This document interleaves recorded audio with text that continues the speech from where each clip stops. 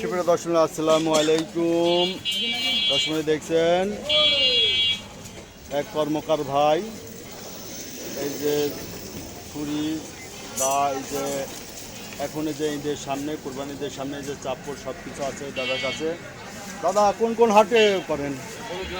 শুধু বনগ্রাম, সপ্তাহে 2 দিন।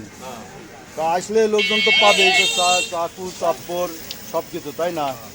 আপনি এগুলো নিজেই তৈরি করেন না? এই চাপড়গুলো কি ওই যে স্প্রিং খাঁটি পিওর স্প্রিং? এই চাপড়গুলো কত করে বিক্রি করেন? ও কেজি হিসাবে 800 থেকে 1000, মানে ফিক্সড রেট তো নাই তাহলে, মানে কোয়ালিটি আছে লোহার, বুঝতে পারছি। এই যে দাদা এখানে বানায় থাকে এই চাকগুলো বিক্রি করে।